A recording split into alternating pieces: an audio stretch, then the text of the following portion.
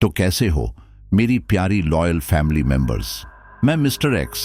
दोस्तों, सर्दियों की भयानक ठंड चल रही है और मैं सभी दोस्तों को यही कहूंगा कि आप सर्दी में अपना बचाव जरूर रखिएगा। लेकिन पहले यह बताइए कि आपके शहर में कितनी ठंड पड़ रही है। तो कमेंट में अपने शहर का नाम लिखो और मुझे वहां की सर्दी के बारे में बताओ। अच्छा, तो आज की जो स्टोरी है वह है रोहित की, जिसने एक लड़की को प्यार के जाल में फंसाकर धोखा दिया था और उसके बाद उसके साथ जो हुआ उसे सुनकर आपके रोंगटे खड़े हो जाएंगे, क्योंकि रोहित को आज अपने किए हुए पर बहुत ज्यादा पछतावा है और इस पछतावे का प्रायश्चित करते हुए उसने मेरे साथ ये स्टोरी शेयर की है और आप सभी के लिए इसमें एक बहुत बड़ी सीख भी है।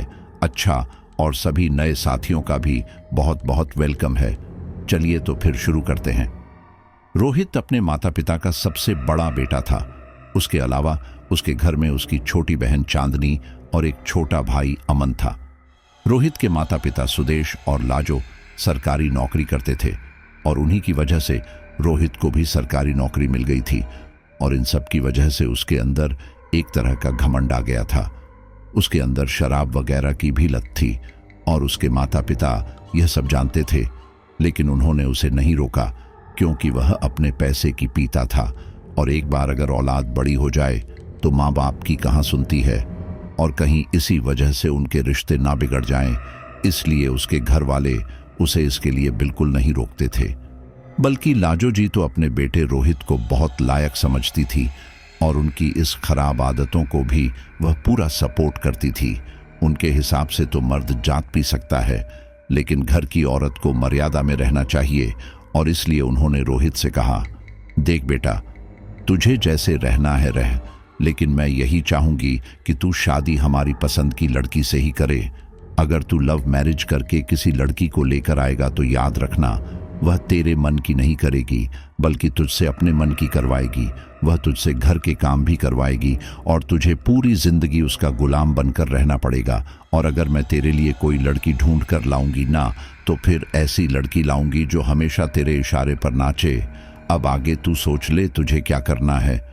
ये सुनकर रोहित बोला, माँ, यह भी कोई सोचने वाली बात है। मैं तुम्हारी ही पसंद की लड़की से शादी करूंगा, लेकिन हाँ, अगर मुझे कोई लड़की पसंद आ जाती है तो उसके साथ तो मैं अपना मन भर ही सकता हूं।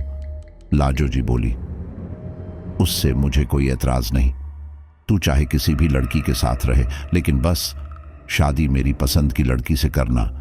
इससे बिरादरी में हमारी नाक भी बनी रहेगी, हमें मोटा दहेज भी मिलेगा और तू भी हमेशा खुश रहेगा।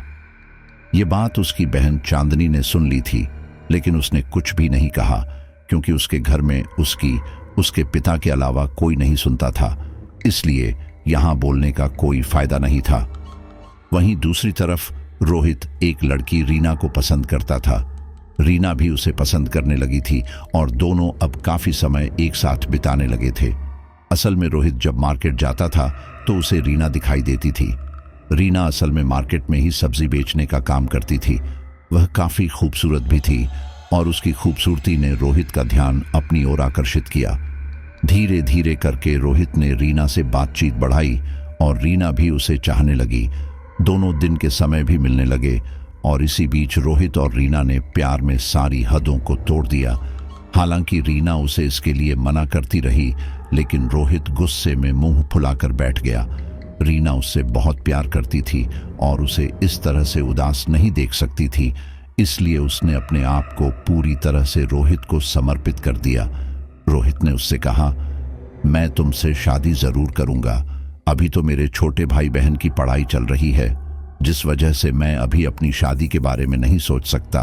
हम लोग अभी मेरी बहन चांदनी की शादी करवाने का सोच रहे हैं। एक बार उसकी शादी हो जाए तो मैं घर में हमारी शादी की बात करूंगा, लेकिन तब तक मैं तुमसे दूर नहीं रह सकता। रीना भी रोहित की बातों में आ गई और वह जैसा बोलता रहा वैसा करती रही। यह सब लगभग 1 साल तक चला और उसके बाद चांदनी की शादी करवा दी गई और चांदनी विदा होकर अपने ससुराल चली गई।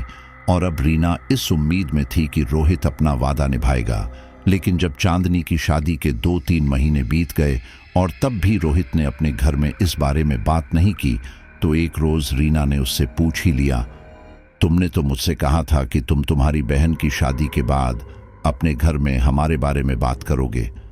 तुमने बात की या नहीं? ये सुनकर रोहित कुछ देर शांत रहा और फिर बोला, मैं भी तुमसे शादी करना चाहता हूं, और मैंने जब घर में इस बारे में बात की तो मेरे घर वालों ने कहा कि मैं इतनी अच्छी नौकरी करता हूं और इसके लिए वह मेरी शादी जहां पर भी करेंगे वहां से हमें मोटा दहेज मिलेगा, और बिना दहेज के वह हमारी शादी नहीं होने देंगे। अगर तुम्हारे घर वाले 20 लाख रुपए दहेज दे दें तो यह शादी हो सकती है। यह सब सुनकर रीना को काफी ज्यादा गुस्सा आया, क्योंकि यह रकम काफी ज्यादा बड़ी थी, और अगर ऐसी ही बात थी तो फिर रोहित को पहले बता देना चाहिए था। उसने उसकी जिंदगी के साथ ऐसा खेल क्यों खेला? और यही सब सोचकर उसने गुस्से में रोहित से कहा, अगर तुम्हें दहेज ही चाहिए था तो फिर पहले बताना चाहिए था ना। तुमने मेरी जिंदगी खराब क्यों की? यह सुनकर रोहित बोला, हमारे बीच में जो भी चल रहा था उसके बारे में किसे ही पता है। एक काम करते हैं, जो भी हुआ उसे भूल जाते हैं और अपनी लाइफ में आगे बढ़ते हैं।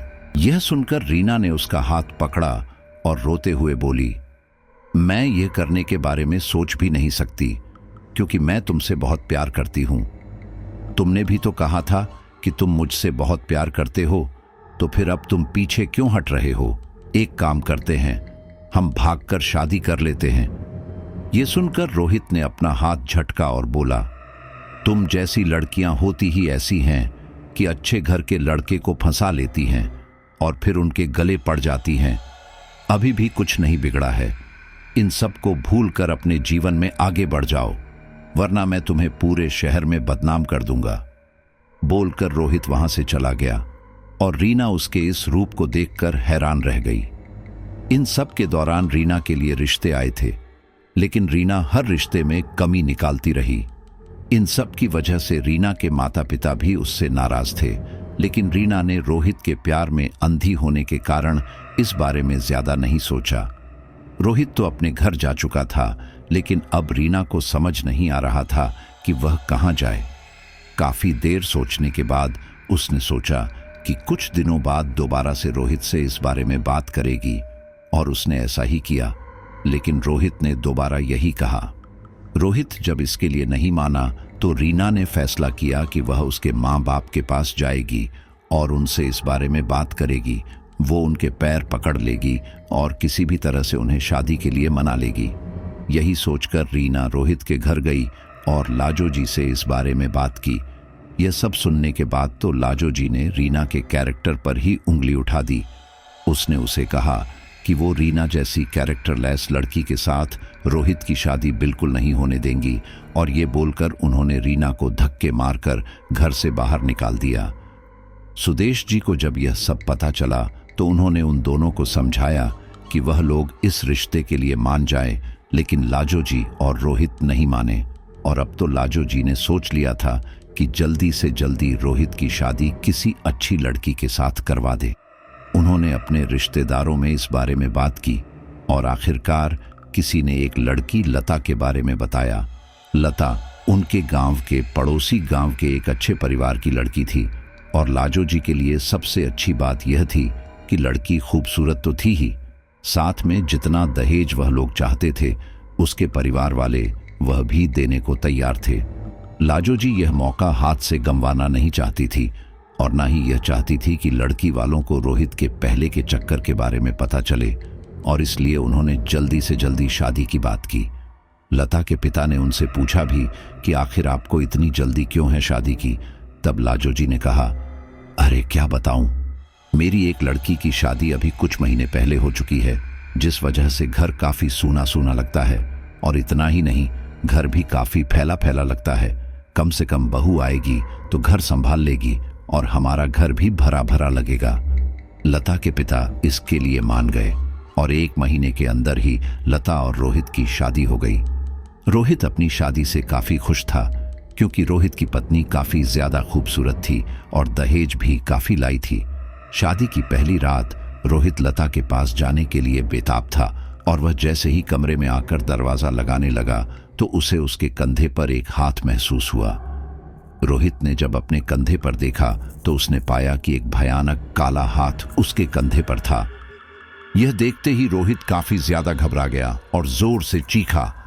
उसके चीखने की आवाज सुनकर बिस्तर पर बैठी लता उठ खड़ी हुई और हैरानी से बोली, क्या हुआ जी, आप ऐसे चीखे क्यों? रोहित ने जब अपने कंधे की ओर देखा तो पाया कि उसके कंधे पर वह हाथ अब नहीं था। उसने हैरानी से जब चारों तरफ देखा तो सब कुछ सामान्य था।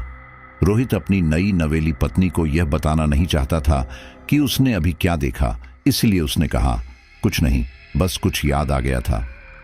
10 वैसे तुम बहुत खूबसूरत हो, मैं तुमसे शादी करके बहुत खुश हूं। इसके बाद रोहित जब लता की ओर बढ़ने लगा तो अचानक किसी ने उसका एक पैर पकड़ लिया, जिसकी वजह से वह नीचे गिर पड़ा। रोहित पलंग के एकदम पास गिरा था, जिसकी वजह से पलंग के नीचे का दृश्य उसे साफ दिख रहा था। और इसी दौरान उसने देखा कि उसके पलंग के नीचे सफेद आंखों वाला भयानक काला साया भयानक ढंग से मुस्कुराते हुए उसे ही देख रहा था। उसके सफेद दांत उसकी काली काया पर काफी भयानक लग रहे थे। यह सब देखकर रोहित बुरी तरह से घबरा गया और जोर जोर से चीखने लगा। वह डर के मारे कमरे से भागकर बाहर सबके साथ आ गया। सब लोग उसे हैरानी से देख रहे थे, क्योंकि उसे तो इस समय अपने कमरे में होना चाहिए था और वह यहां क्या कर रहा था। लाजो जी ने जब उससे इस बारे में पूछा तो रोहित ने कहा, मां, मेरे कमरे में काला सा भयानक साया है, वह मेरे बेड के नीचे ही है, मैं वहां नहीं जा सकता, मेरी पत्नी भी वहीं पर है, आप उसे भी ले आइए। यह सुनकर घर के आदमी डंडा लेकर रोहित के कमरे में गए। वहां आकर उन्होंने पूरे कमरे में अच्छे से छान मारा, लेकिन कमरे के अंदर ऐसा कुछ भी नहीं था।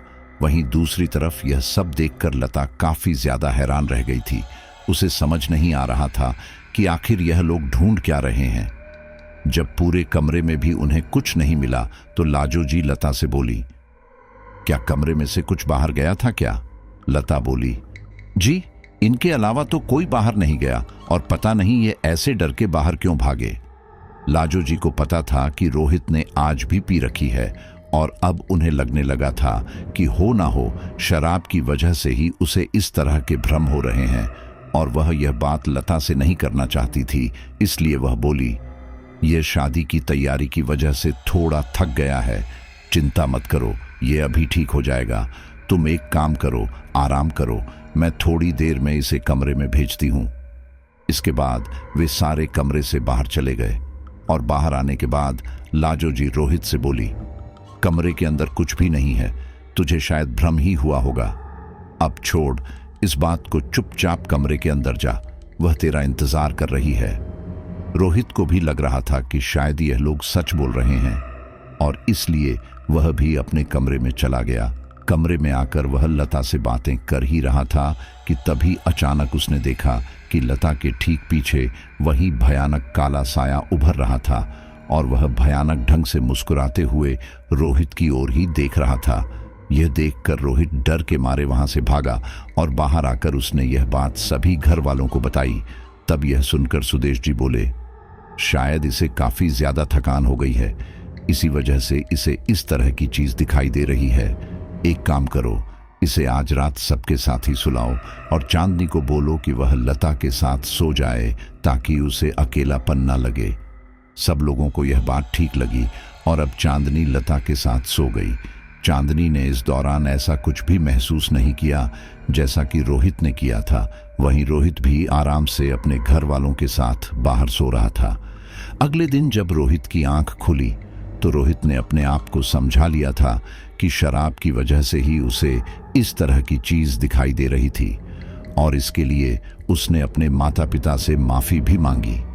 अब शादी के अगले दिन की रस्में चल रही थी, लेकिन इस दौरान घर में बहुत अजीब चीज हो रही थी। घर के मंदिर में रखा दिया बार बार जलाने के बाद अपने आप ही शांत हो रहा था। यहाँ तक कि रसोई में मौजूद सारे बर्तन भी अपने आप गिर रहे थे। यह सब देखकर आस पड़ोस की औरतें बातें बनाने लगी थी और यह बातें लता के कानों में भी जा रही थी। लाजो जी ने किसी तरह से बात को संभालते हुए लता को रसोई में कुछ मीठा बनाने के लिए भेज दिया और इसी दौरान पड़ोस की एक औरत लाजो से बोली, तेरे घर में जो हो रहा है वह कुछ सही नहीं लग रहा, शायद किसी ने तुझसे जलकर तेरे घर में कोई टोना टोटका किया है। ये सुनकर लाजो जी बोली, लेकिन मुझसे भला कोई क्यों जलेगा? तब वह महिला बोली, दोनों पति पत्नी सरकारी नौकरी करते हो, तुम्हारा लड़का भी सरकारी नौकरी कर रहा है। अभी अभी लड़की की शादी भी बहुत अच्छे घर में हो गई और लड़के की शादी में भी बहुत दहेज मिला है और बहू भी सर्वगुण संपन्न मिली है। उसके बावजूद तुम पूछ रही हो कि तुम्हारे घर में कोई टोटका क्यों करेगा? देखो, मैं तो बोलती हूं कि तुम किसी तांत्रिक से अपने घर में कुछ करवा ही लो, वरना कहीं ऐसा ना हो कि तुम्हारे घर वाले मुसीबत में पड़ जाएं। यह सुनकर लाजो जी बोली, अरे ऐसा मत बोल। अच्छा चल ठीक है, मैं किसी तांत्रिक को ढूंढकर इस घर का कुछ करवाती हूं। यह सुनकर वह महिला बोली, वैसे मैं एक तांत्रिक को जानती हूं, तू कहे तो मैं तुझे उससे मिलवा सकती हूं। मेरी भाभी के लड़के को बाधा आई थी, उसने ही वो बाधा उतारी थी, ज्यादा पैसा भी नहीं लेगा। यह सुनकर लाजो जी बोली, अरे तो कल के कल ही उसे मेरे घर ले आए। वह पड़ोसन इसके लिए मान गई। वहीं दूसरी तरफ लता कुछ देर बाद सबके लिए खीर बनाकर लेकर आई, लेकिन जैसे ही उसने वह खीर सबको परोसी तो उसने पाया कि वह खीर काली पड़ रही थी। यह देखकर लता हैरानी से बोली, अभी थोड़ी देर पहले तक तो यह खीर बिल्कुल ठीक थी, अभी पता नहीं ये काली कैसे हो गई, जबकि बर्तन भी बिल्कुल सही था।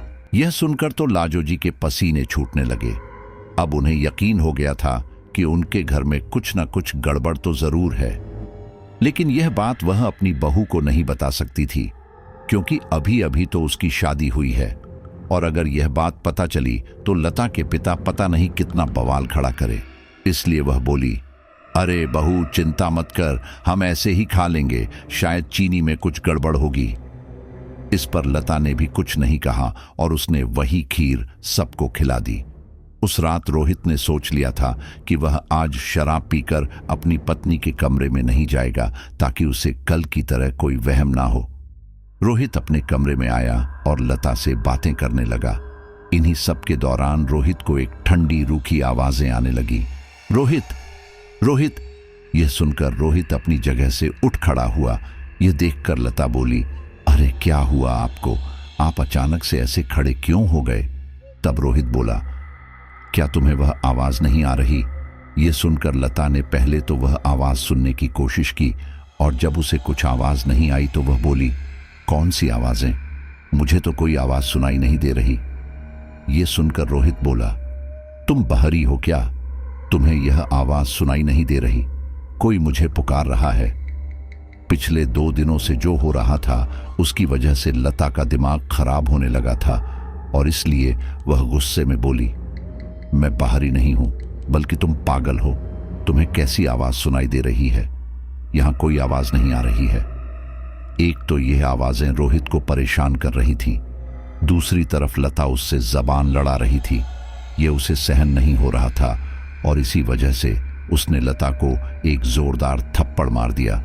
इन सब से लता को काफी ज्यादा गुस्सा आया और उसने भी गुस्से में रोहित को थप्पड़ जड़ दिया और अब तो इन दोनों में मारामारी होने लगी थी। रोहित के अंदर ताकत ज्यादा थी, इस वजह से वह लता के ऊपर भारी पड़ रहा था और उनकी मारपीट की आवाज सुनकर बाहर मौजूद सारे लोग कमरे में आए। यह सब देखकर सुदेश जी ने किसी तरह से उन दोनों को अलग किया और फिर कहा, अभी 2 दिन ही हुए हैं शादी के और तुम दोनों लड़ने भी लगे, बात क्या है? तब लता रोते हुए बोली, बात यह है कि यह पागल हो गए हैं। कल भी यह पता नहीं किस साए को देखने की बात कर रहे थे और आज भी इन्हें अजीब सी आवाज सुनाई दे रही है। मैं परेशान हो चुकी हूं इनसे और अब तो इन्होंने मुझ पर हाथ भी उठा दिया। यह सुनकर सुदेश जी कुछ बोलते हैं, उससे पहले ही लाजो जी बोली, अरे पति ने मार दिया तो क्या तुम उस पर हाथ उठाओगी? औरत कभी भी मर्द पर हाथ नहीं उठाती। आए हुए तुम्हें 2 तक नहीं हुए और तुमने मेरे बेटे पर हाथ उठाना शुरू कर दिया। आगे तो पता नहीं तुम क्या करोगी। अपने पिता को बुलाओ और बोलो उन्हें कि लेकर जाए तुम्हें। इसके बाद लाजो जी रोहित को लेकर वहां से चली गई। वहीं लता अपने कमरे में ही रही। उसने अपने पिता को फोन करके सारी बात बताई। अगले दिन सुबह सुबह ही लता के पिता वहां आ गए और उन लोगों को काफी खरी खोटी सुनाई। लाजो जी को लगा था कि लड़की का पिता है, इसलिए वह अपनी बेटी को किसी भी तरह से समझा बुझा कर उनसे माफी मंगवा देगा और उनसे कहेगा कि आज के बाद लता ऐसा कुछ नहीं करेगी। लेकिन यहाँ तो पासा उल्टा ही पड़ गया था। लता के पिता इन लोगों को इतना गंदा गंदा बोल रहे थे, यहाँ तक कि घर में रिश्तेदार और आसपास के लोग भी थे, वह उनका भी ख्याल नहीं कर रहे थे। उन लोगों के सामने उनकी जो बेइज्जती हो रही थी, उसकी वजह से उन्होंने उनसे कहा कि वह शांति से इस बारे में बात कर सकते हैं, लेकिन वह तो शांति चाहते ही कहाँ थे। उन्होंने तो साफ साफ कह दिया कि उन्होंने अपनी बेटी बेची नहीं है और इसीलिए वह लता को लेकर वहां से चले गए। शादी के 2 ही दिन में जब बहू घर छोड़कर जाती है तो घर की कितनी बेइज्जती होती है, वह लाजो जी महसूस कर रही थी। और यह सब देखकर सुदेश जी बोले, बात को कल के कल ही संभाल सकते थे, लेकिन नहीं, तुम दोनों माँ बेटे को तो समाज में अपनी हंसी बनाने की ज्यादा ही खुजली रहती है। अब 4 लोग पता नहीं हमारे बारे में क्या बातें करेंगे, और तुम्हें क्या लगता है कि उनकी बेटी को तुम्हारे बेटे ने ऐसे पीटा है तो वह छोड़ देंगे? कहीं ऐसा ना हो कि वे पुलिस में कंप्लेंट कर दें। इसलिए अभी के अभी बहू के हाथ पैर जोड़कर उन्हें वापस लेकर आओ। ये सब सुनकर रोहित बोला, मैं ऐसा बिल्कुल नहीं करने वाला। 2 दिन वहां रहेगी तो अपने आप अक्ल ठिकाने लग जाएंगी। आखिर इसका बाप उसे कितने ही दिन वहां रख लेगा। आस पड़ोस के लोगों के ताने झेलना आसान नहीं है। कुछ दिन बाद वह खुद ही हमारे आगे गिड़गिड़ाएंगे। सुदेश जी ने अपने बेटे और पत्नी को समझाने की काफी कोशिश की, लेकिन वह लोग तो चिकना घड़ा हो गए थे। वहीं उनके पड़ोस में रहने वाली वही महिला एक तांत्रिक को लेकर उनके घर आई। वह तांत्रिक उनके पूरे घर में घूमा और फिर बोला, तुम्हारे परिवार की खुशियों से जलन की वजह से किसी ने तुम्हारे परिवार पर एक प्रेत को छोड़ दिया है। वह प्रेत तुम्हारे बेटे और बहू में क्लेश करवा रहा है, और अगर उसे नहीं निकाला गया तो ना जाने आगे वह क्या करे। ये सुनकर लाजो जी बोली, आप कुछ भी करके उसे हमारे घर से बाहर निकाल दीजिए। मैं अपने बच्चों को ऐसे परेशान नहीं देख सकती। वह तांत्रिक इसके लिए मान गया और उसने पूरे घर में एक खास तरह की तांत्रिक क्रिया की। उस तांत्रिक क्रिया को करने के बाद उसने घर के सभी लोगों की कलाई पर काला धागा बांधा, और इतना ही नहीं, उसने पूरे घर में भी काले धागे बांधे और कहा, लगभग 12 दिनों तक यह धागा मत खोलना और यहां तक की कोशिश करना कि इस घर के परिवार का कोई भी सदस्य सूरज ढलने के बाद बाहर ना रहे।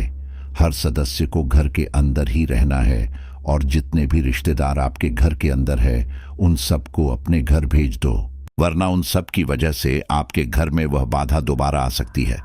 और अगर तुम्हारे परिवार का कोई सदस्य अभी बाहर है तो उसको भी 12 दिनों तक घर में मत आने देना, वरना उसके जरिए भी वह बुरी शक्ति घर में वापस आ सकती है। यह सुनकर लाजो जी घबरा गई और उन्होंने उसी दिन सभी रिश्तेदारों को उनके घर भेज दिया, यहां तक कि अपनी बेटी दामाद को भी, और अब इस घर में सिर्फ उनका परिवार ही था। वहीं दूसरी तरफ इन सब के 3-4 दिन बाद लता के पिता ने सुदेश जी को फोन किया और लता और रोहित के बारे में बात की। सुदेश जी इतनी आसानी से अपने बेटे का घर खराब नहीं होने देना चाहते थे, इसलिए बोले, मेरे बेटे ने जो किया वह सही नहीं था और इसके लिए मैं आपसे माफी मांगता हूं। आगे से ऐसा कुछ भी नहीं होगा। मैं चाहता हूं कि कुछ दिनों तक आपकी बेटी आपके घर पर रहे और 10-12 दिन बाद मैं आपकी बेटी को लेने खुद आऊंगा, और अब से उसके साथ ऐसा कुछ भी नहीं होगा। लता के पिता इसके लिए मान गए और सुदेश जी ने इस बारे में अपने परिवार से बात की। उन्होंने कहा, देखो, जो हो गया वह सही नहीं था, लेकिन जो कुछ भी हुआ उस प्रेत की वजह से हुआ था, इसलिए मैं चाहता हूं कि तुम लता को इज्जत के साथ वापस घर लेकर आओ। ये सुनकर रोहित बोला, ठीक है, मानता हूं कि उस प्रेत ने मुझे आवाज बदलकर परेशान किया, लेकिन लता ने मुझ पर हाथ तो पूरे होश में उठाया था ना। उसकी हिम्मत कैसे हुई मेरे ऊपर हाथ उठाने की? आखिर मैं उसका पति हूं।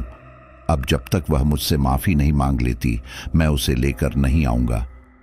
ये सुनकर लाजो जी बोली, बिल्कुल ठीक बोल रहा है। आखिर ऐसी कैसी औरत है जो अपने पति पर हाथ उठा रही है? ये सुनकर सुदेश जी बोले, 20-22 साल की लड़की से तुम बड़ी औरतों वाली उम्मीद मत करो। समय के साथ वह भी सीख जाएगी। अभी बच्ची है वह, लेकिन मैं नहीं चाहता कि इन सब की वजह से तुम्हारा घर खराब हो और बिरादरी में हमारी थू थू हो रही है। यह सुनकर रोहित बोला, मैंने आपकी मर्जी से शादी की, लेकिन अब उसे कैसे चलाना है वह मैं फैसला करूंगा, क्योंकि अगर मैंने उसे अभी छोड़ दिया तो आगे तो यह मुझे पता नहीं कितना परेशान करे। सुदेश जी के लाख समझाने का भी रोहित के ऊपर कोई असर नहीं हो रहा था, इसलिए उन्होंने किस्मत पर ही इसका फैसला छोड़ दिया। रोहित को अब इस तरह की कोई भी आवाज सुनाई नहीं दे रही थी, जिस वजह से उसे यही लग रहा था कि अब सब ठीक है, लेकिन यहां पर जो भी होने वाला था वह काफी भयानक था। अगले दिन रोहित मार्केट गया और इसी दौरान उसकी नजर सब्जी बेच रही रीना पर पड़ी। वह उसके ठेले के पास आया और उससे सब्जी लेने लगा। रोहित उसे देखकर ऐसे बर्ताव कर रहा था जैसे उसे जानता ही ना हो, और यह सब देखकर रीना बोली, अब तो तुम ऐसे बात कर रहे हो जैसे मुझे जानते ही नहीं हो, और मेरे साथ वह सब करने से पहले तो तुमने बिल्कुल नहीं सोचा। मेरी जिंदगी खराब करके तुमने अच्छा नहीं किया। इसकी सजा मैं तुम्हें इतनी भयानक दूंगी कि तुम्हारा पूरा परिवार याद रखेगा। यह सुनकर रोहित कुटिलता से मुस्कुराते हुए बोला, अच्छा क्या करेगी तू? मेरी तो एक अच्छे घर में शादी हो चुकी है, लेकिन अगर तू अपनी आगे की लाइफ अच्छे से रहना चाहती है तो आगे से मेरे रास्ते में मत आना। बोलकर उसने उसके ठेले पर मौजूद मिर्ची उठाई और उसके मुंह पर मारकर चला गया। रोहित रास्ते में अपनी मस्ती में घर आ रहा था। इसी दौरान अचानक से उसके हाथ में मौजूद एक थैला नीचे गिर गया। वह उसे उठाने के लिए झुका तो उसने एक भयानक चीज नोटिस की। वो यह कि वह भले ही झुक गया था, लेकिन उसकी शैडो अभी भी पहले की तरह खड़ी थी। यह देखकर रोहित हैरान रह गया था। उसे अपनी आंखों पर यकीन नहीं आ रहा था। उसने अपनी आंखें मसली और फिर अगले ही पल उसने देखा कि उसकी शैडो बिल्कुल सामान्य थी। रोहित को लगा कि यह उसके मन का वहम है, इसलिए उसने इस बारे में ज्यादा नहीं सोचा और घर आ गया। घर आकर वह हमेशा की तरह अपने कामों में लग गया, लेकिन इस दौरान उसके दिमाग में अब भी वह शैडो वाली बात घूम रही थी। वह रात को ब्रश करते हुए इसी बारे में सोच रहा था। इन्हीं सब के दौरान जब वह थूकने के लिए झुका और वापस खड़ा हुआ तो उसने पाया कि उसकी शैडो अभी भी ब्रश कर रही थी, जबकि उसके हाथ में तो ब्रश नीचे की तरफ था। यह देखकर रोहित डर के मारे पीछे हट गया। ठीक इसी दौरान शीशे में मौजूद उसका प्रतिबिंब भयानक ढंग से मुस्कुराने लगा। ये देखकर तो रोहित का हलक ही सूख गया था। वह घबराते हुए ऐसे ही बाथरूम से बाहर गया और उसने यह बात अपने घर वालों को बताई। जब उसके घर वाले बाथरूम के अंदर आए तो देखा कि सब कुछ सामान्य था। यह सब देखकर अमन को गुस्सा आने लगा था और इसलिए वह बोला, भाभी सही कह रही थी कि आपका दिमाग ही खराब हो गया है, आपको कुछ भी नजर आ रहा है। मम्मी पापा, मैं अभी भी कह रहा हूं कि इनका दिमाग का इलाज कराओ, नहीं तो यह घर बर्बाद कर देंगे। सिर्फ नौकरी करने से ही इंसान लायक नहीं बनता, समझ भी बहुत जरूरी है। बोलकर अमन तो वहां से चला गया और तभी लाजो जी रोहित से बोली, मुझे लगता है कि यह सही बोल रहा है। तू शाम को शराब पीना बंद कर दे, शायद उसी की वजह से यह सब हो रहा है। यह सुनकर रोहित बोला, अरे लेकिन अभी तो मैंने पी भी नहीं है, तो मुझे इस तरह के वहम क्यों हो रहे हैं भला? तब उसके पिता कुछ सोचते हुए बोले, कहीं ऐसा तो नहीं कि वह बुरी शक्ति दोबारा से हमारे घर के अंदर आ चुकी हो। बीच में यह सब बंद हो गया था और अचानक से यह सब शुरू हो गया है। लाजो जी को भी यह बात सही लग रही थी और इसीलिए उन्होंने फैसला किया कि वह कल के कल ही पड़ोस की उस महिला से दोबारा बात करेंगी। अगले दिन लाजो जी ने उस महिला से इस बारे में बात की और वह महिला दोबारा से उस तांत्रिक को बुला ले आई। पूरा घर अच्छे से जांच करने के बाद वह तांत्रिक बोला, मैंने पूरा घर अच्छे से देख लिया है, मुझे चिंता की कोई बात नहीं लगी। और रही बात उस प्रतिबिंब को देखने की, तो वह बुरी शक्ति तुम्हें उकसा रही है। उसे घर में देखने के बाद तुम लोग इस घर से बाहर जाओगे, और जैसे ही तुम लोग रात के समय इस घर से बाहर गए तो फिर समझ लेना कि वह बुरी शक्ति तुम्हारे साथ घर के अंदर आ सकती है। इसलिए जितना हो सके उसे इग्नोर करना। सब लोग उनकी बात मान गए और फिर वह तांत्रिक वहां से चले गए। वे लोग इसी तरह से घर में शांत बने हुए थे। घर के अंदर मौजूद आईनों में उनके प्रतिबिंब उन्हें इसी तरह से अजीब हरकतें करते हुए दिखाई दे रहे थे। इतना ही नहीं, उनकी परछाइयां भी उन्हें अपने से अलग हरकत करती हुई दिखाई दे रही थी। उन सबको इन सब से डर तो काफी लग रहा था, लेकिन उस तांत्रिक ने कहा था कि सब ठीक है, इसलिए उन लोगों ने इस बारे में ज्यादा नहीं सोचा। लेकिन इन सब की वजह से अमन को काफी ज्यादा गुस्सा आ रहा था, क्योंकि उसका तो इन सब से कोई भी लेना देना नहीं था, लेकिन इन सब का असर उसके ऊपर भी पड़ रहा था। उसे भी इस तरह से अपनी परछाई खुद से अलग दिखाई दे रही थी। वह जब भी कॉलेज में जाता तो वह बार बार महसूस करता कि उसकी परछाई उससे अलग है। इन सब से परेशान होकर उसने अपनी माँ से कहा, मुझे यह सब सही नहीं लग रहा, मुझे लगता है कि हमें किसी और तांत्रिक से इस बारे में बात करनी चाहिए। तब उसकी माँ बोली, वह परछाई हमें किसी भी तरह का कोई नुकसान नहीं पहुंचा रही। 12 दिन पूरे होने में अभी 4 दिन बाकी है। एक बार यह दिन निकल जाए, उसके बाद सब सही हो जाएगा। अमन अपने पैरों पर खड़ा नहीं था, जिस वजह से उसे उनकी बात माननी ही पड़ी। वह यह घर छोड़कर भी नहीं जा सकता था और इस घर में रहना भी उसके लिए मुश्किल हो रहा था। लेकिन वह जाए तो जाए कहां, क्योंकि उसकी परछाई तो हमेशा उसके साथ ही रहती थी। अमन के अंदर शराब वगैरह की कोई बुरी लत नहीं थी, लेकिन इन सब की वजह से वह इतना परेशान हो चुका था कि उसने भी पीना शुरू कर दिया। अब शराब के नशे में कम से कम उसे यह सब दिखाई नहीं देता था। इसी तरह से परेशानी में इस परिवार ने किसी तरह से यह 12 दिन निकाले और अब उनकी परछाइयां बिल्कुल सामान्य थीं। यह सब देखकर यह सारे लोग काफी खुश थे। सब सामान्य होने के बाद सुदेश जी ने रोहित से कहा कि वह लता को वापस लेकर आए, लेकिन रोहित ने साफ मना कर दिया। उसने कहा कि जब तक लता उसके पैरों पर गिरकर उससे माफी नहीं मांगेगी, तब तक वो उसे वापस लेकर नहीं आएगा। सुदेश जी ने रोहित को काफी समझाया, लेकिन वह तो समझ ही नहीं रहा था। वहीं दूसरी तरफ अब लता के पिता ने सुदेश जी को फोन करके पूछा कि आखिर यह लोग कब आएंगे। सुदेश जी को समझ नहीं आ रहा था कि आखिर वह क्या बोले। उन्होंने किसी तरह से उन्हें बोल दिया कि वह 1 महीने बाद आएंगे। इस समय में वह अपने परिवार को मना लेंगे। वो इसी बारे में सोच रहे थे कि तभी अचानक उन्होंने देखा कि लाजो जी, जो अभी थोड़ी देर पहले बाहर गई थी, बाहर से वापस आ गई थी। इस दौरान उनके चेहरे पर बिल्कुल सपाट भाव थे। उन्हें इस तरह से देखकर सुदेश जी बोले, क्या बात है, तुम वापस कैसे आ गई? तुम तो शाम तक वापस आने वाली थी ना? लेकिन लाजो जी कुछ ना बोली और रसोई में चली गई। सुदेश जी पहले ही काफी परेशान थे, इसलिए उन्होंने इस ओर ध्यान नहीं दिया और अपने कामों में लग गए। कुछ देर बाद उन्होंने देखा कि लाजो जी रसोई से बाहर निकलकर वापस घर से बाहर चली गई थी।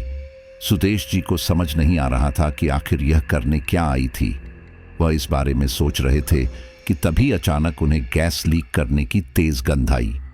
वह फौरन दौड़कर रसोई में गए तो उन्होंने देखा कि रसोई का सिलेंडर खुला हुआ था। उन्होंने फौरन सिलेंडर बंद किया और खिड़की दरवाजे खोले। उन्हें याद आया कि अभी थोड़ी देर पहले ही लाजो जी रसोई में गई थी और वह थोड़ी अजीब भी लग रही थी, तो इसका मतलब यह सब लाजो जी ने किया है। वह यह सोच सोचकर परेशान थे और अब उन्होंने सोच लिया था कि जब लाजो जी वापस आएंगी तो वह उनसे इस बारे में बात करेंगे। शाम को जब लाजो जी वापस आई तो सुदेश जी ने उनसे इस बारे में बात की। तब लाजो जी हैरानी से बोली, तुम्हारा दिमाग तो सही है, मैं जब दोपहर को यहां से निकली तो वापस आई ही नहीं, तो सिलेंडर कैसे खुली छोड़ूंगी? ये सुनकर सुदेश जी बोले, तो मैं झूठ बोल रहा हूं क्या? मुझे याद है कि तुम आई थी और तुमने सिलेंडर खुला छोड़ा और चली गई। मैंने पूछा भी तुमसे, लेकिन तुमने तो कुछ बताया ही नहीं। सुदेश जी बोलते रहे, लेकिन लाजो जी तो उनकी सुनने को तैयार ही नहीं थी। तब उनके बेटों ने बीच में आकर वह बात वही खत्म की और रोहित ने कहा कि शायद पापा आपको कोई गलत फहमी हुई होगी, गैस पहले ही खुली होगी और आपने बाद में ध्यान दिया। सुदेश जी मानना तो नहीं चाहते थे, लेकिन इसके अलावा उनके पास और कोई चारा ही कहाँ था। लेकिन अब इससे पहले कि उनमें से कोई कुछ और बोलता, लता के पिता पुलिस लेकर उनके घर आए और बोले, यही है वह लड़का जिसने मेरी बेटी को दहेज के लिए मार मार कर घर से बाहर निकाल दिया।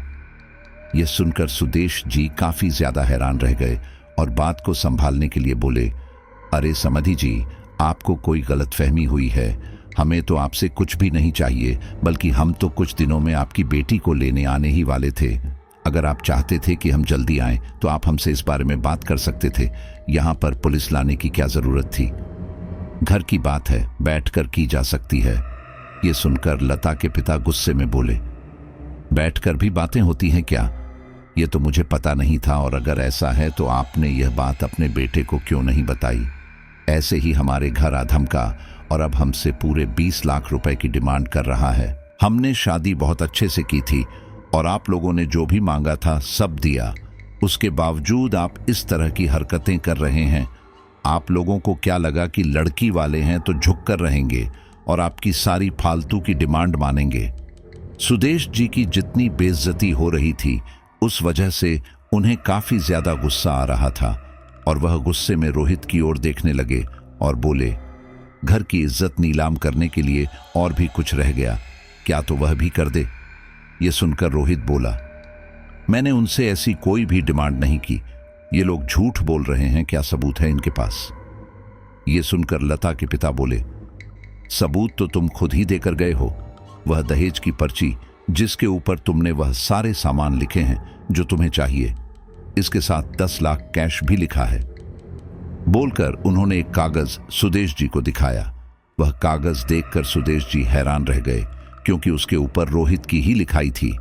ये देखकर वह गुस्से में रोहित को घूरने लगे और तभी पीछे से अमन बोला, अब पता चला यह भाभी को लाना क्यों नहीं चाहते थे। तो यह सब चल रहा है इनके दिमाग में। इनकी वजह से हमारी पूरी जिंदगी नर्क से बदतर हो चुकी है।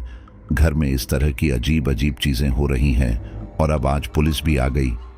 यह सुनकर रोहित बोला, मुझे नहीं पता इस पर्ची पर मेरी राइटिंग कैसे आई, लेकिन मैंने यह नहीं लिखा। यह सुनकर उस पुलिस वाले ने रोहित का गिरेबान पकड़ा और बोले, अगर ऐसा नहीं है तो शादी के दूसरे ही दिन तूने अपनी पत्नी को मार मार के उसके मायके कैसे भेज दिया और उसे लेने भी नहीं गया? यह सुनकर रोहित बोला, उसने मेरे ऊपर हाथ उठाया था, उसने यह बात नहीं बताई। यह सुनकर लता के पिता बोले, उसने तुम्हारे ऊपर हाथ भले ही उठाया था, लेकिन उसने अपने आप को बचाने के लिए तुम्हारे ऊपर हाथ उठाया था। तुम उसे पीट रहे थे। यह सुनकर अब इससे पहले कि रोहित कुछ बोलता, उस पुलिस वाले ने रोहित को पकड़ा और उसे ले जाने लगा और ले जाते हुए बोले, तेरा दहेज का सारा शौक मैं उतारता हूं।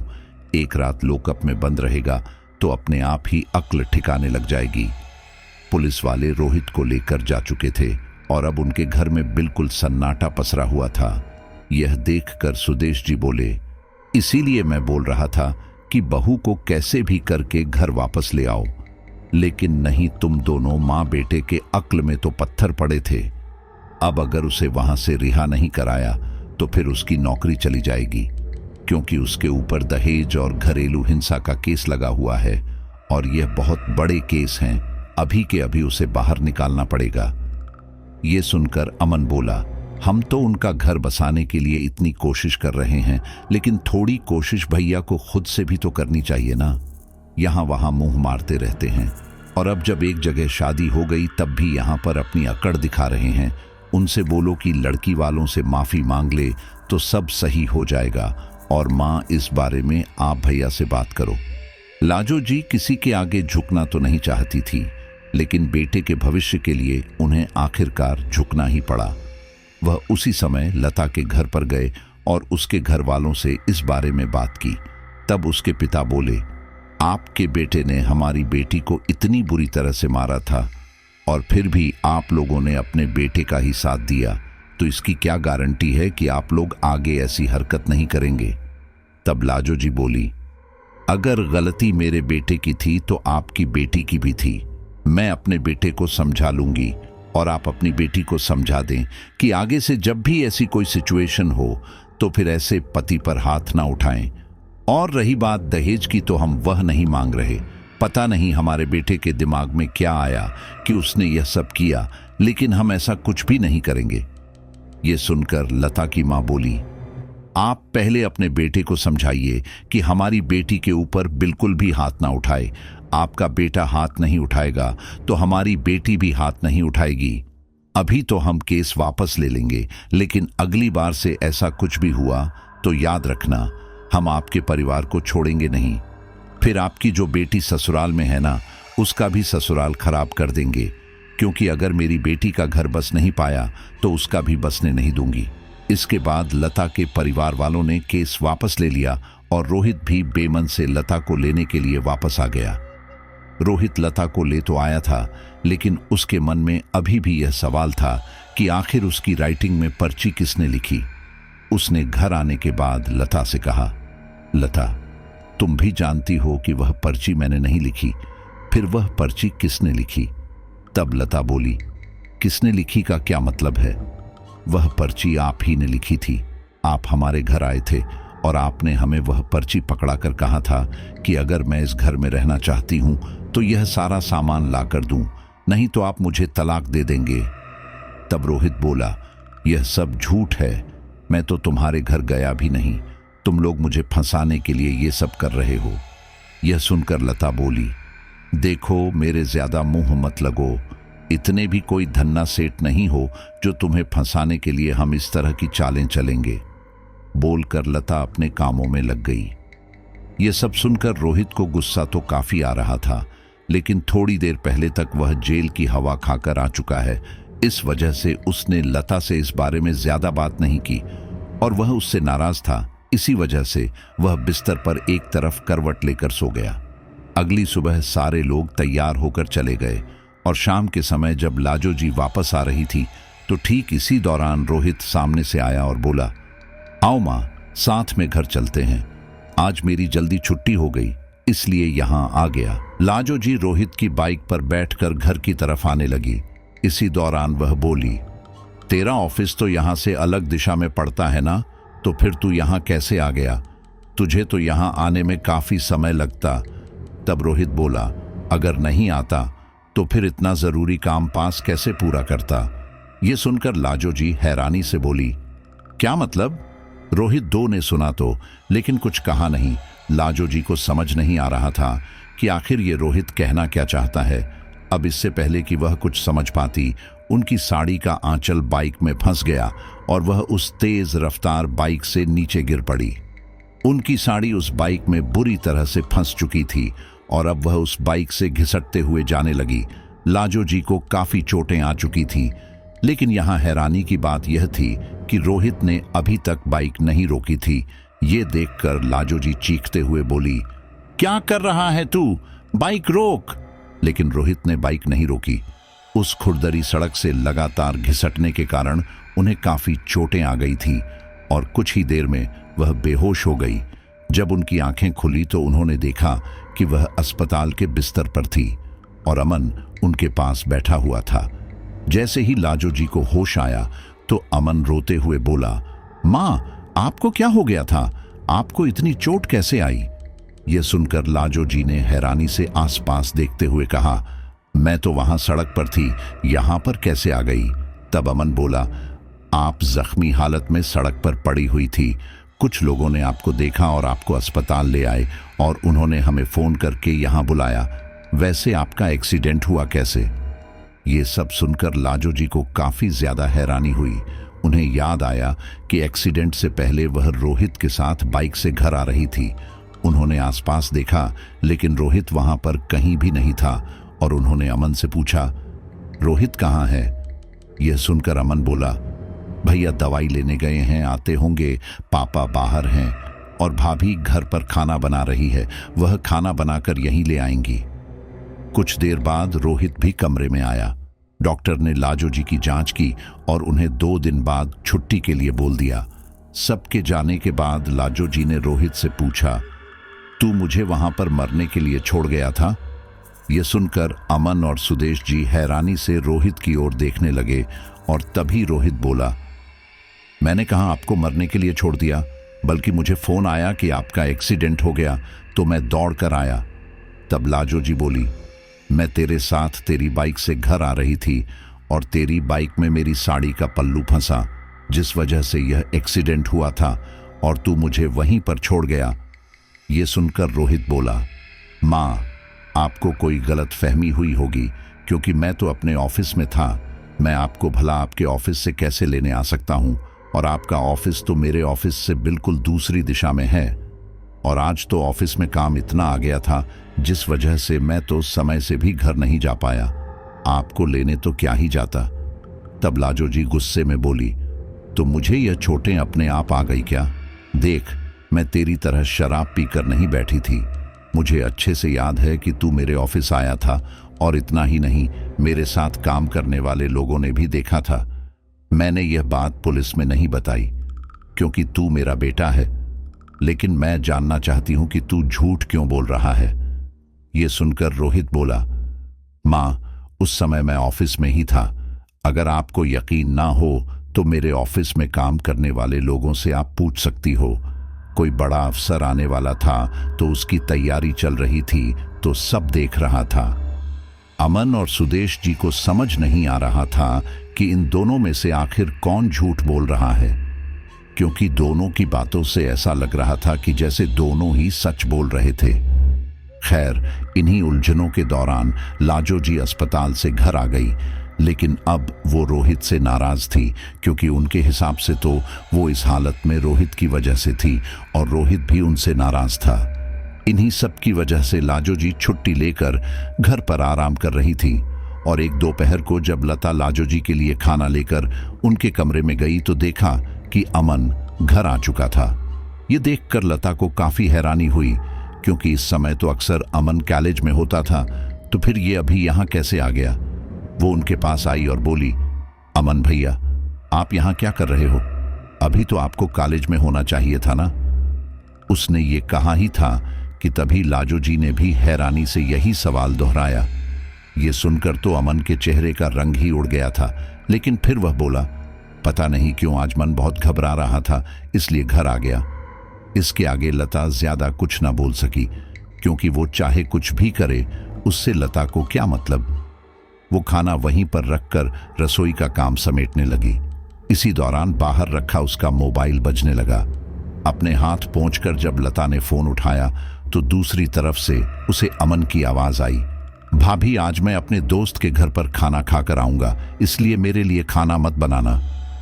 यह सुनकर लता हैरान रह गई, क्योंकि अगर फोन पर अमन था तो जो शख्स लाजो जी के कमरे में था वह कौन था। और यही सोचकर उसने ये बात अमन को भी बताई। तब अमन बोला, वो जरूर कोई चोर होगा, आप जरा कमरे में जाकर देखो कि वो क्या कर रहा है। लता कमरे में गई तो वहां उसने देखा कि बहरूपिया अमन लाजो जी का गला दबा रहा था, लेकिन लता के वहां आने की वजह से उसने लाजो जी को छोड़ दिया।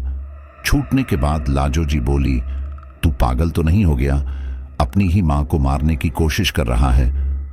यह सुनकर अमन ने एक नजर लता की ओर डाली और कहा, तुम्हारा इन सब से कोई लेना देना नहीं है, इसीलिए जितना इन सब से दूर रहो उतना अच्छा है।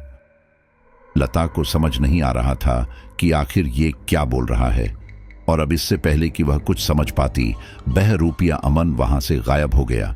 ये देखकर लता और लाजो जी काफी ज्यादा घबरा गई, और लता ने लाजो जी से पूछा, कौन था वो और किस बारे में बात कर रहा था?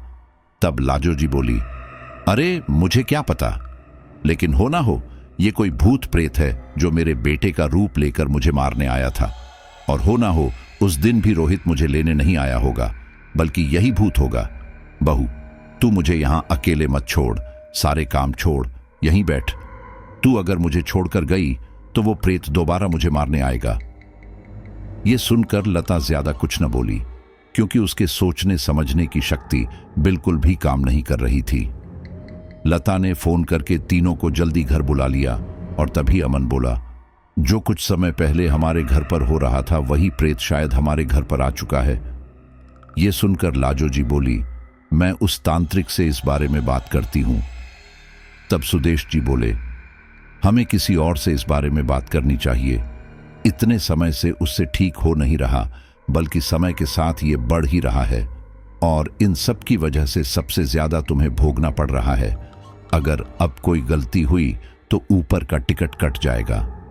लाजो जी ये सुनकर काफी घबरा गई और उन्होंने उन तीनों से ही किसी तांत्रिक को ढूंढने को कहा। तब सुदेश जी के भाई ने किसी तांत्रिक के बारे में उन्हें बताया। जब वह तांत्रिक उनके घर आया तो घर में घुसते ही बोला, इस घर में बहुत बुरा साया है और तुम लोगों ने खुद से ही इन बुरी शक्तियों को बुलाया है। ये सुनकर लाजो जी बोली, अरे ये कैसे हो सकता है, हम पागल थोड़ी हैं जो ये करेंगे। तब वह बोला, पता है आपके घर में आपका ही एक हिस्सा शैतानी बन चुका है और अब वह तुम लोगों को ठिकाने लगाने की फिराक में है। तुम सबने लंबे समय तक कोई धागा बांधा था क्या? ये सुनकर अमन का माथा ठनका और वह बोला, वो तांत्रिक तो मुझे शुरू से ही गड़बड़ लग रहा था। उसने हमें एक काला धागा बंधवाया था। उसकी वजह से हमारी परछाइयां बहुत अजीब हरकतें कर रही थीं। और इसके बाद अमन ने उन्हें सारी बात बताई। तब वह तांत्रिक बोला, किसी ने बहुत सोच समझकर तुम लोगों को एक जाल में फंसाया है। पहले उसने एक छोटा मोटा टोटका करके तुम लोगों को ये यकीन दिलाया कि इस घर में बुरे साए हैं, और जब तुम लोग ये मानकर इस घर के लिए किसी तांत्रिक को ढूंढने लगे। ऐसा कैसे हो सकता है? मतलब परछाइयां तो किसी के बस में थोड़ी आ सकती हैं ना। ये सुनकर उस तांत्रिक ने कुछ नहीं कहा, बस रोहित को अपने साथ घर की छत पर ले गया। दोपहर का समय था, इस वजह से छत पर काफी धूप थी और इसके कारण उन सभी की परछाइयां भी साफ नजर आ रही थीं। उस तांत्रिक ने रोहित को धूप में खड़ा किया और फिर कुछ मंत्र पढ़ते हुए रोहित की परछाई के ऊपर गंगा जल छिड़क दिया। ऐसा होने से उसकी परछाई बुरी तरह से तड़पने लगी। ये देखकर वे सारे हैरान रह गए थे और अब उस तांत्रिक को कुछ भी समझाने की जरूरत नहीं थी। और अब वह तांत्रिक बोला, ये बात काफी गंभीर है, क्योंकि अगर समय रहते इसे ना रोका गया तो फिर ये परछाइयां आप लोगों की जान ले लेगी। लेकिन अच्छी बात यह है कि समय रहते आप लोगों को पता चल चुका है, तो सब सही हो सकता है। तब अमन बोला, सब ठीक करने का क्या रास्ता है तांत्रिक जी? तब वह तांत्रिक बोला, देखो ये जिसने भी किया है उसकी आप लोगों से कोई दुश्मनी है। हाल फिलहाल में आपने किसी का बुरा किया था क्या, या आपके कुछ करने से किसी को नुकसान हुआ हो? वैसे आप लोगों ने बताया कि ये सब आपके बड़े बेटे की शादी से शुरू हुआ था, तो आपके बेटे का कहीं कोई चक्कर था क्या जिसके आप लोग खिलाफ थे? ये सुनकर वे सारे लोग एक दूसरे की तरफ देखने लगे, क्योंकि ऐसा था तो, लेकिन उन्हें यकीन नहीं हो रहा था कि रीना ऐसा कुछ कर सकती है। और लता भी यहीं खड़ी थी, इसलिए वो इस बारे में बात भी नहीं कर सकते थे। और इसलिए सुदेश जी बोले, ऐसा कोई नहीं था, अगर आपके पास कोई रास्ता है तो बता दीजिए। तब वह तांत्रिक बोला, ये सारी ऊर्जा तामसिक है और इन सभी को नष्ट करने के लिए मैं एक खास क्रिया करूंगा, लेकिन याद रखना उसमें खर्चा तो आएगा ही।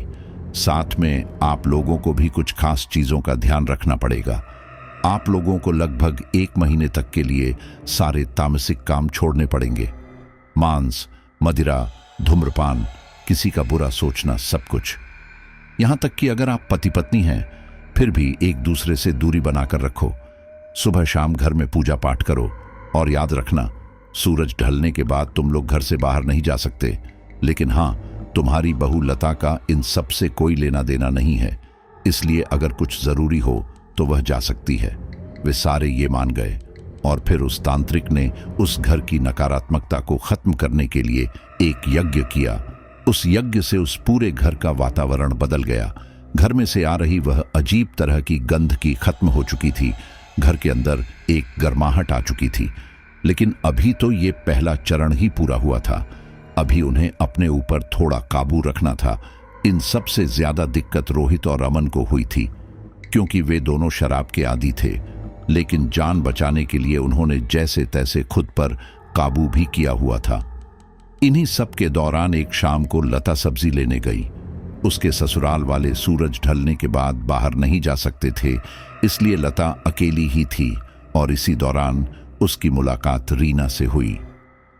रीना रोहित से प्यार करती थी, लेकिन उसे लता से कोई परेशानी नहीं थी। और वे लोग कितने घटिया लोग हैं, यही बताने के लिए रीना ने उसे सारी बात बता दी और साथ ही कहा कि वह अपना ख्याल रखे। ये सुनकर लता बोली, ये लोग बहुत घटिया हैं, ये मुझे पता है, इसलिए तुम चिंता मत करो। मैं अपना ख्याल रखूंगी और इन सब की वजह से तुम अपना जीवन खराब मत करो। मेरे दूर के एक भाई हैं, उनकी पत्नी का देहांत कुछ समय पहले ही हुआ है और अगर तुम चाहो तो तुम और वो शादी कर सकते हैं। ये सुनकर रीना को समझ नहीं आ रहा था कि क्या बोले, लेकिन फिर उसने भी जीवन में आगे बढ़ने का फैसला किया और इस शादी के लिए मान गई। लता ने घर आकर रीना के बारे में अपने घर वालों से बात की और अब उनकी शादी की बात चलने लगी। रोहित के परिवार को इन सब का पता नहीं था, इसलिए वे लोग शांत ही बने रहे। लेकिन इन्हीं सब के दौरान एक शाम को लता ने अपने घर वालों को बुलाकर उनके सामने इस बारे में बात की। ये सब सुनकर लाजो जी बोली, अरे बच्चे तो जवानी के जोश में ऐसी गलती करते ही हैं, इससे इनकी शादी पर कोई असर नहीं पड़ना चाहिए। ये सुनकर लता के पिता बोले, इस गिरे हुए आदमी के लिए आपने इतना दहेज मांगा था, आपने हमें धोखा दिया है और अगर आप लोगों ने दहेज का सारा पैसा वापस नहीं किया तो फिर हम आपके खिलाफ पुलिस कंप्लेन करेंगे। बात अब हद से ज्यादा बिगड़ चुकी थी, इसलिए मजबूरन उन्हें दहेज का पैसा वापस करना पड़ा और इसी तरह से ये 1 महीना निकला। अब ये लोग इन सब से आजाद थे, लेकिन 1 महीने बाद इस घर के शुद्धिकरण के लिए दोबारा से उस तांत्रिक को बुलाया गया। वह तांत्रिक घर आया और पूरे घर को शुद्ध करके बांध दिया और अब आखिरकार ये सारे इन सब से मुक्त हो चुके थे। लेकिन दहेज का पैसा जाने के कारण लाजो जी काफी गुस्से में थी और अब वो कैसे भी करके ये शादी तोड़वाना चाहती थी। लेकिन लता बहुत तेज लड़की थी, वो इन लोगों को सिर पर चढ़ने नहीं देती थी और इस वजह से अब तो लाजो जी को ये लगने लगा था कि अगर वो रोहित की शादी रीना से होने देती तो अच्छा होता। इन्हीं सब के दौरान रीना एक मिठाई का डिब्बा लेकर उनके घर आई और बोली, आप लोगों का बहुत बहुत शुक्रिया कि आपने मेरी शादी अपने घटिया बेटे से नहीं होने दी।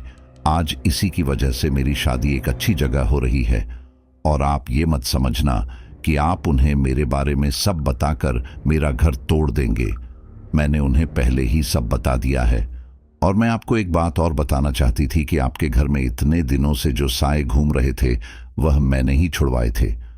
वैसे तो मैं आप लोगों को इतनी आसानी से छोड़ना नहीं चाहती थी, लेकिन अब मुझे आप लोगों से कोई मतलब नहीं है, बोलकर रीना ने वह मिठाई का डिब्बा वहां रखा और चली गई। अब सब ठीक हो चुका था और रीना भी शादी करके वहां से जा चुकी थी। रोहित ने भी नए सिरे से अपनी जिंदगी जीने की सोची, लेकिन तभी उसके साथ कुछ ऐसा हुआ कि उसे एक जोरदार धक्का लगा। लता की तबीयत खराब होने लगी, उसकी कमर में दर्द होने लगा और उल्टी चक्कर भी आने लगे। जब रोहित उसे डॉक्टर के पास लेकर गया तो उसे पता चला कि लता मां बनने वाली है। और यहाँ हैरानी की बात यह थी कि अभी उनके जीवन में जो उथल पुथल चल रही थी उसकी वजह से उन दोनों के बीच कुछ हुआ ही नहीं था। लता ने अपने घर वालों को बुला लिया और अब आमने सामने बैठकर इस बारे में बात हुई। तब लाजो जी गुस्से में बोली, आपकी बेटी ये किसके साथ पाप करके आई है और आपने अपनी लड़की हमारे गले बांध दी। तब लता की मां बोली, अरे समधन जी कैसी बातें कर रही हैं आप। अरे आपने ही तो कहा था कि आजकल के बच्चे तो मस्ती मजाक करते ही हैं, तो इसमें क्या हो गया। वैसे हमारी बेटी शादी से पहले एक लड़के के साथ थी, लेकिन उसके साथ ना ये शादी करना चाहती थी ना वो इससे। लेकिन अब बच्चा आ चुका था, हमने सोचा बच्चा गिरा देंगे, लेकिन इससे हमारी बेटी की जान को खतरा था। और जब आपका रिश्ता सामने से आया तो हमने आपके बारे में सब पता किया और हम शादी को इसलिए मान गए कि चलो हमारी बेटी भले ही दूध की धुली नहीं है, लेकिन आपका लड़का भी कोई चरित्रवान नहीं है। चलो राम मिलाए जोड़ी। अब हम एक काम करते हैं, हम लता को अपने साथ ले जा रहे हैं और बच्चा होने के कुछ समय बाद आपके पास भेज देंगे। बोलकर वे लोग लता को अपने साथ लेकर चले गए और पीछे से ये लोग समझ नहीं पा रहे थे कि क्या बोले। ये परिवार आज भी लता और उसके बच्चे के साथ रह रहा है। शुरू में रोहित ने इसके लिए विरोध किया, लेकिन फिर बाद में पता चला कि रोहित कभी पिता नहीं बन सकता, इसलिए अब वह शांत ही है, क्योंकि इससे कम बिरादरी में उसकी इज्जत तो बची हुई है। देखिए, मैं यह तो नहीं जानता कि यहाँ पर कौन सही है या कौन गलत है। पहले तो रोहित ने रीना के साथ बहुत गलत किया और उसके बाद बदले की आग में जलती हुई रिया ने भी अपना पूरा बदला निकाल लिया।